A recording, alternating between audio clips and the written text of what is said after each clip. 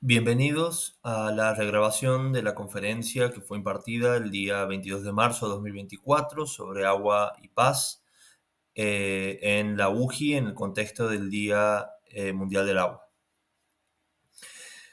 Para comenzar la conferencia quisiera dar un poquito de contexto en cuanto a las reservas de agua existentes en el mundo, qué tipo de agua existe en el mundo, por qué, digamos, solemos escuchar que escasea o que es escasa, para que tengamos una medida. Se estima hoy que la población mundial es de 8.100 millones de personas. De esas personas, una de cada cuatro no tiene acceso al agua. Es decir, básicamente un 25% de la población mundial no tiene un acceso al agua regular y seguro.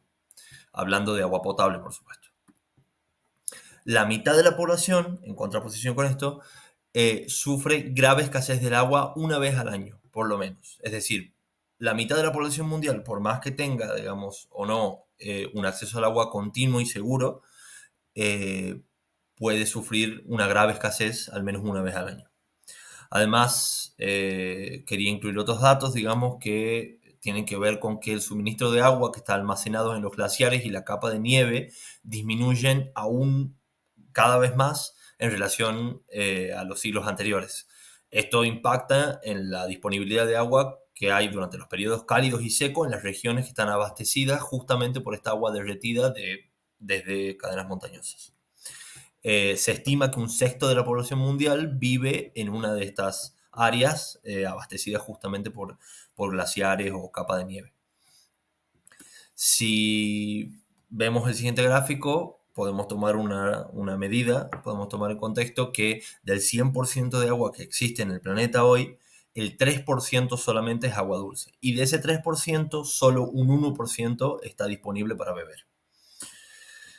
En cambio, cuando desglosamos de dónde sale el agua que está disponible para beber, hay un 70% de esta agua que sale de glaciares, de nieve o de hielo, y un 30% que viene de aguas subterráneas que son de difícil acceso, ya que se requiere una inversión muy grande para extraer esa agua. Sí, normalmente se necesitan perforaciones, procesos de potabilización del agua, etc. Ahora, para relacionar todas estas cuestiones que vienen dadas por la escasez del agua y los conflictos, ¿sí?, que se dan en base a esa escasez, podemos ver esta estadística que desde 2000 a 2009, ¿sí?, entre 2000 y 2009 y entre 2010 y 2019, los conflictos prácticamente se triplicaron, siendo Asia el continente donde más se dan los conflictos por el agua. Para dar una especie de marco teórico a esta conferencia, quisiera, digamos, explicar por qué decimos que hay tres tipos de rol del agua en los conflictos, ¿sí? Estos tres son desencadenantes, víctima o arma. Eh, Básicamente, digamos, dentro del estudio de los conflictos, hay una especie de consenso académico que dicta que la probabilidad de que existan conflictos, ya sea locales o internacionales, aumenta exponencialmente cuando hay una escasez de recursos dada. En el caso del agua, como es un recurso esencial de forma, digamos, objetiva para la vida humana y no humana, eh, esto, digamos, se ve exacerbado, por ende, digamos, la escasez de agua puede llegar a generar una gran probabilidad de que se desencadenen conflictos, digamos, en distintas partes del mundo. Pasando a los roles, ¿sí?, quisiera hacer, digamos, una especie de alegoría en cuanto a los distintos tipos, ¿sí? Imaginemos que tenemos dos comunidades que comparten un río, ¿sí? Estas dos comunidades necesitan ese río para su vida porque no solo sacan agua potable de ahí, sino que también usan esa agua para asearse y para agricultura, particularmente. Entonces, cuando hablamos del rol del agua en los conflictos como un desencadenante, nos referimos a que el agua vendría a ser la principal razón del conflicto. Digamos, en este caso, en el que tenemos dos comunidades, básicamente sería, digamos, entender que las dos comunidades consideran, digamos, que no pueden compartir esa fuente de agua porque es insuficiente, por ende se desencadena un conflicto por el control del río, ¿sí? Cuando pasamos a un ejemplo real, en Francia en 2023 existieron, digamos, una serie de manifestaciones dadas porque una multinacional empezó a privatizar reservas de agua en el norte de Francia, por lo que acá terminamos viendo en la imagen, y si desean en el QR pueden leer la noticia entera, pero básicamente, en resumen, las manifestaciones se daban, ¿por qué? Porque las poblaciones en esos lugares donde donde las reservas de agua estaban privatizadas, consideraban que se ponía en peligro su acceso al agua como tal. Así que pasando al siguiente rol del agua, es el rol del agua en los conflictos como víctima. Esto es, en simples palabras, que se ataca el acceso a las fuentes de agua de uno de los bandos del conflicto. eh, por ende, digamos, el agua se ve, es literalmente la víctima del conflicto. ¿Por qué? Porque esa agua ya no es potable, ya no es utilizable. ¿Sí? Es como que consideremos de vuelta la situación en la que tenemos dos comunidades que comparten un río, como si en medio de un conflicto o de una guerra, eh, digamos, la misma fuerza del combate hace que ese río que comparten se vea contaminado y esa agua ya no sea potable. Pasando un ejemplo en la vida real, esto pasó este año, incluso está en investigación, ya que pasó en febrero de 2024, pero en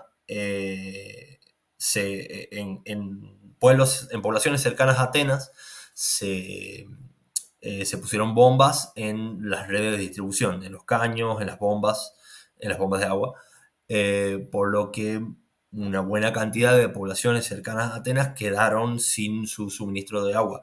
Lo que teorizan los cuerpos de seguridad en Grecia es que eh, esto viene de un ataque terrorista por parte, digamos, de fuerzas extranjeras, como dicen ellos. Al igual que la vez pasada, acá encuentran el QR por si es que lo quieren leer en profundidad. El último rol sería el rol del agua como arma en los conflictos.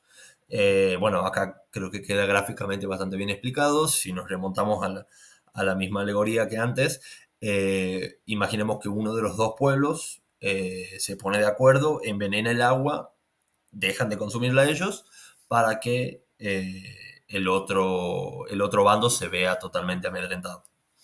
Entonces, en este caso, si vemos un ejemplo real que pasó en Florida, en Estados Unidos, en 2021, un hacker intentó envenenar toda digamos, la red de suministro de agua en Florida a través de, bueno, ingresó, digamos, en el sistema de las plantas potabilizadoras en Florida y intentó modificar el proceso de potabilización, es decir, los químicos que se utilizaban en el proceso de potabilización, para que el agua sea, en este caso, venenosa para la población.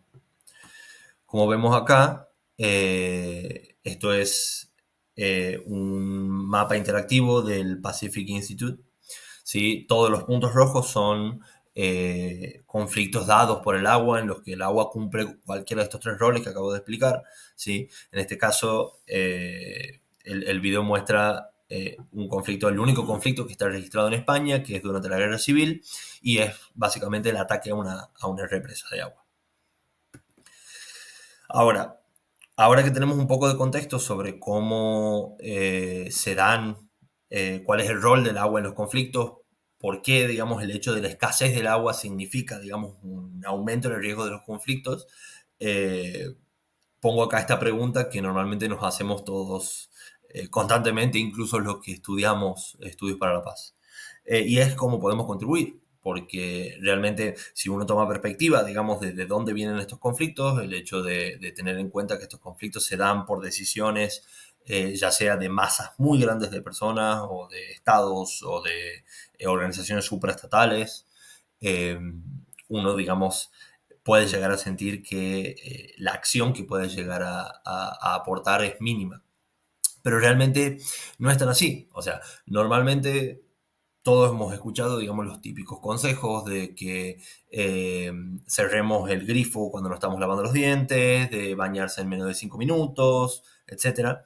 eh, que sí son buenas prácticas a nivel personal, pero, digamos, en cambio, a un nivel, a un nivel colectivo, existen otras cosas que podemos hacer, como por ejemplo los voluntariados, el trabajo con ONG, el aporte de fondos justamente a ONGs, como por ejemplo Fundación Aquae, que trabaja particularmente con el acceso al agua y con el consumo sustentable.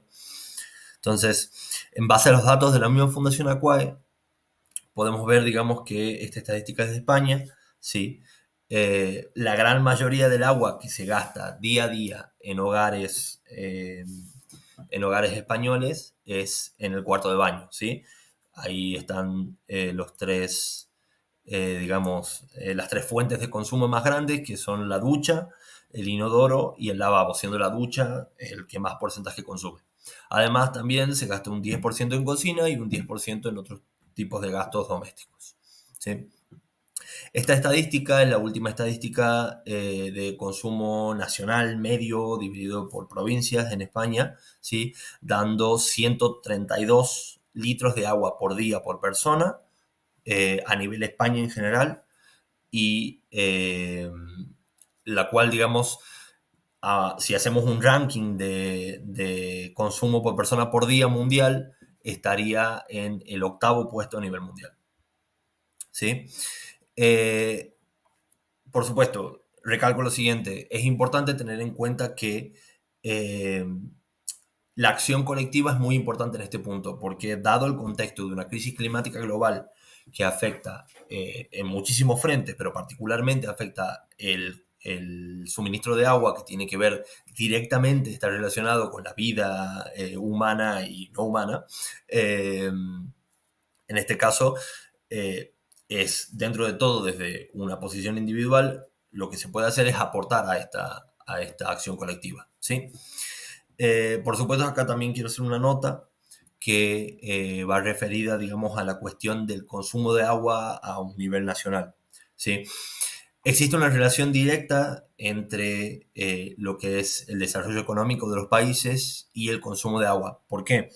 Si vemos, por ejemplo, España, sí, España, que es un país que tiene una actividad agrícola muy fuerte, vemos que el 80% del consumo de agua a nivel país no viene de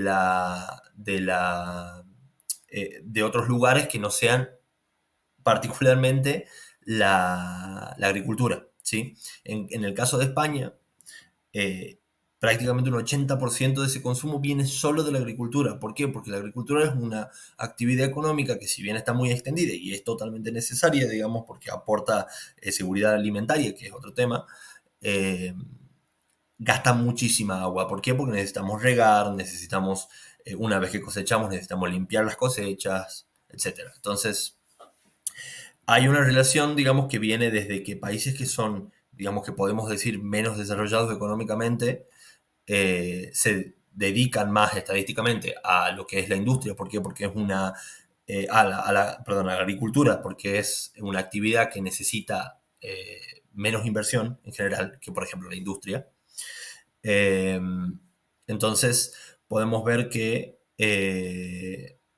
si los países están menos desarrollados económicamente, necesitan más agricultura. Si necesitan más agricultura, necesitan más agua. Y normalmente gastan más agua.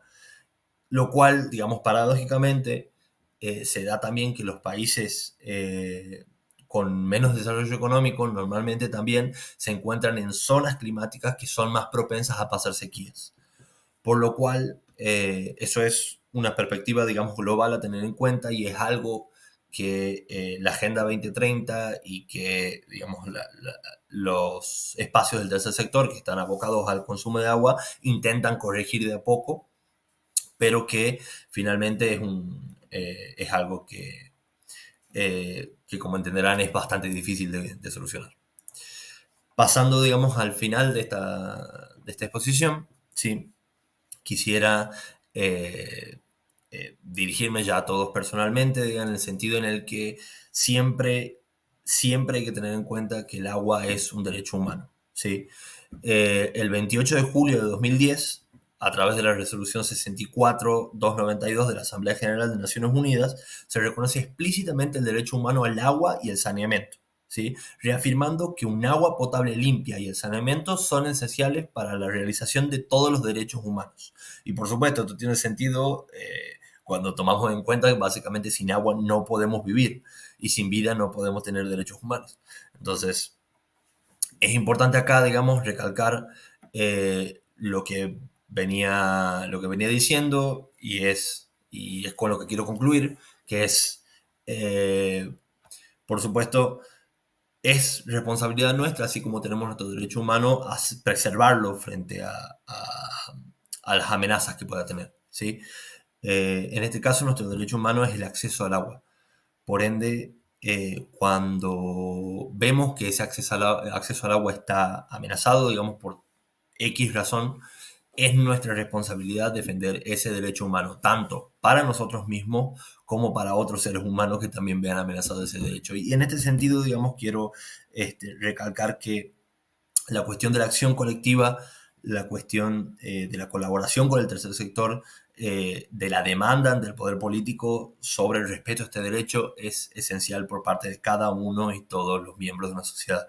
Por ende, si tuviera que dar una conclusión, digamos, breve a esto, eh, quiero decir que en el caso de que este tema les interese, en el caso de que este tema sea, digamos, les despierte algo, la mejor forma de actuar frente a esto no es solo tomando los buenos hábitos que había nombrado antes, sino también es participar en ONG, buscar, investigar, informarse, ver qué fundaciones, qué ONG hay en sus zonas que trabajan con el tema del acceso al agua y, digamos, proponerse como voluntarios, considerar, digamos, abocar sus conocimientos, digamos, personales o profesionales que tengan hacia esa cuestión. ¿Por qué? Porque básicamente este es un tema que nos amenaza directamente en cuanto a nuestra existencia como humanidad. Entonces, sin dar más vueltas, si nosotros no actuamos frente a esto, así como a otros aspectos del cambio climático y de la crisis climática, simplemente los que vamos a salir perdiendo somos nosotros mismos. Así que nada, con esa reflexión quisiera terminar mi exposición, darles muchas gracias por la atención y espero que, bueno, esta información les haya servido de algo. Muchas gracias.